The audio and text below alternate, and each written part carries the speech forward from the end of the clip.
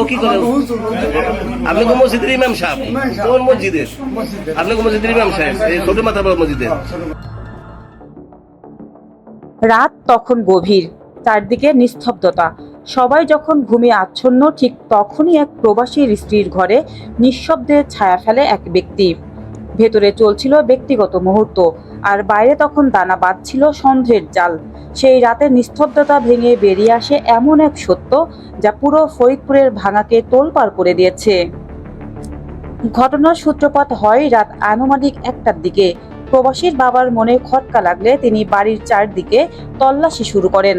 হঠাৎ টর্চের আলোয় ছাদের দরজার পাশে পড়ে থাকা এক জোড়া অপরিচিত জুতো দেখে তার সন্দেহ আরো তীব্র হয়। তারপর পরকীয়ার অভিযোগে হাতে নাতে আটক করা হয়েছে স্থানীয় একটি মসজিদের ইমামকে। বাড়িতে অপরিচিত কেউ ঢুকেছে বুঝতে পেরে তিনি দ্রুত পরিবারের অন্য সদস্যদের ডেকে বাড়িটি ঘিরে ফেলেন। দীর্ঘ সময় ডাকাডাকির পরও প্রবাসীর স্ত্রীর ঘরের দরজা না খোলায় সন্দেহ আরো বাড়ে।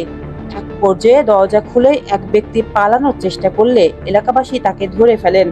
তখনই বেরিয়ে আসে আটক হওয়া ব্যক্তি পরিচয়। আটক ব্যক্তিটি ওই এলাকারই মসজিদের ইমাম।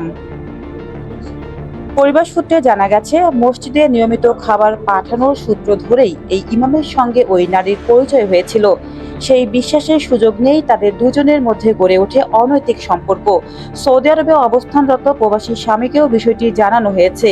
ভিডিও কলে সব শুনে তিনি তীব্র ক্ষোভ প্রকাশ করেন এবং যথাযথ আইনি ব্যবস্থা নেওয়ার দাবি জানান।